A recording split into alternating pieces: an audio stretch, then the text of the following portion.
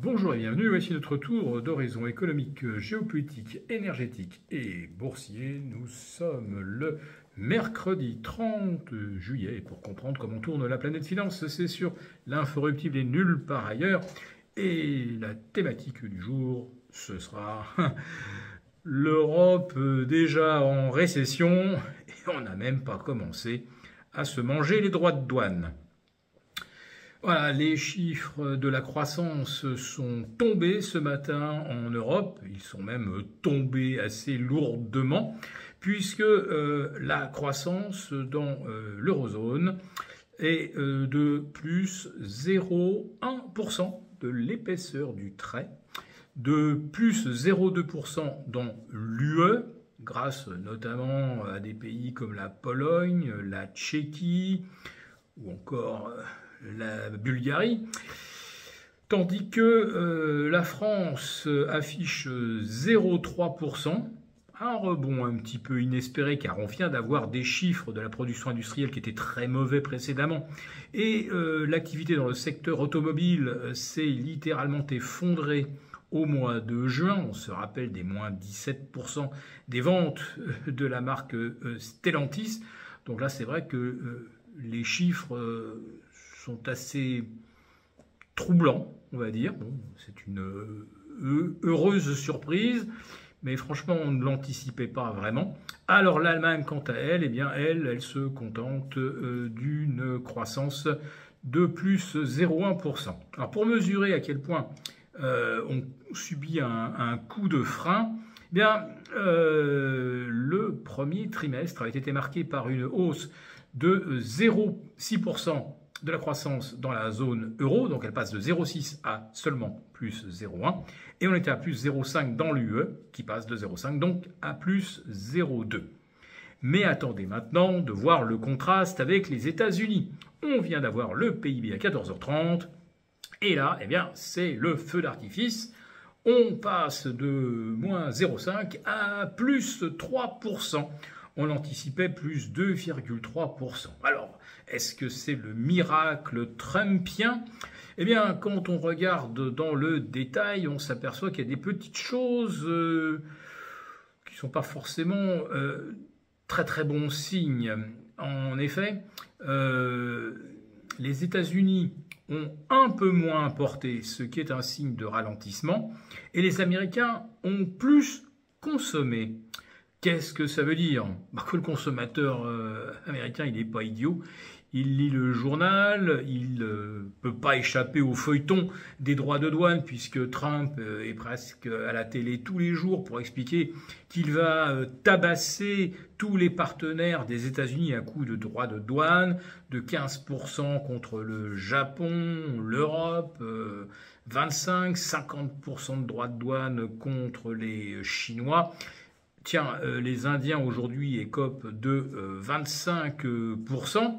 Bon, tout le monde sait ce que ça veut dire. Ça veut dire que le prix des produits importés d'Inde et de Chine, pour l'instant, ça va augmenter de 25%. Donc, les Américains consomment avant que les prix ne se mettent à flamber. Car ça va bien être le cas, c'est inévitable.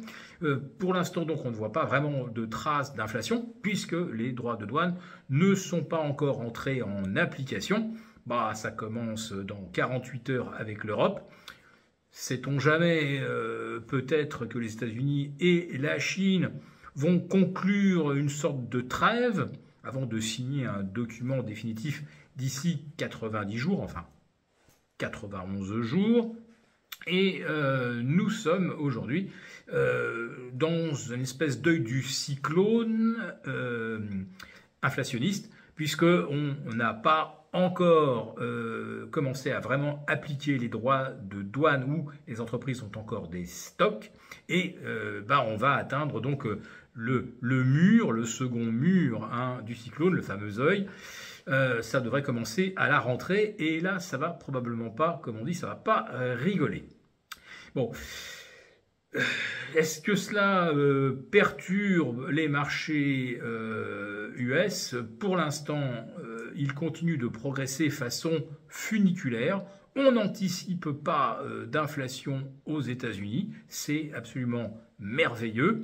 La Fed, aujourd'hui, on espère qu'elle va donner des petits signes avant-coureurs d'une baisse de taux à la rentrée. Et tout continue d'aller pour le mieux dans le meilleur des mondes, avec un Nasdaq 100 qui continue de flirter avec les 23 500, avec un S&P 500 qui est autour de 6 385, donc pas très loin de son récent zénith des 6 400, inscrit mardi matin. À ce moment-là, le S&P gagnait 32% depuis le 7 avril et le Nasdaq 100 en gagnait 42%. Plus forte hausse de l'histoire, plus forte valorisation du marché américain depuis la bulle des dot-com et un ratio de Warren Buffett, c'est-à-dire valorisation de Wilshire 5000 sur PIB qui atteint les 210%. Jamais le marché américain n'a été aussi fortement valorisé. Mais cette séance du mercredi 30 juillet marque également un tournant avec un dollar qui se remet à progresser fortement. Entre plus 0,6 et plus 0,7%, il revient à 99. Je parle du dollar index qui se traînait il y a 10 jours aux alentours de 97, voire même un tout petit peu moins. Eh ben oui, les chiffres de la croissance, la hausse de 3% du PIB donne littéralement un coup de boost au dollar. Et bien ça, c'est évidemment une bonne nouvelle pour nos exportateurs qui rapatrient leur chiffre d'affaires en dollars. Et voilà donc aujourd'hui, LVMH gagne plus de 2,5%, Kering 3,5%, L'Oréal à peu près autant. La remontée du dollar fait quand même un peu le bonheur de nos exportatrices. Je vais en terminer avec le CAC 40 qui continue de buter sur les 7900. On n'arrête pas de faire 7900, 910, 915, 920, 900. Et ça dure maintenant depuis presque 4 mois. Ça y est, on y est presque. Au 4 août prochain, on sera arrivé donc à exactement 16 semaines depuis les points bas d'avril. Et en fait, les indices européens, le CAC 40, ne bougent plus, ne progressent plus depuis le 2 mai. Voilà, donc là, ça va effectivement commencer à faire très long, longue stagnation et toujours pas de signal de sortie par le haut. Et il faut surtout surveiller, à mon avis, les indices US après la conférence de presse de Jérôme Powell ce soir. Pour vous remercier de votre fidélité, vous pouvez télécharger gratuitement, en cliquant le lien ci-dessous, mon rapport spécial vous expliquant comment réduire légalement les impôts sur vos plus-values boursières. Merci et à bientôt. Merci beaucoup d'avoir regardé cette vidéo. N'hésitez pas à réagir dans les commentaires ou à liker et partager cette vidéo si le contenu vous a plu. Et pour ne rater aucune de nos prochaines émissions, vous pouvez vous abonner à notre chaîne et activer les notifications. Et pour plus de contenu, n'oubliez pas que le dernier rapport rédigé par nos experts est accessible en cliquant sur le lien de description.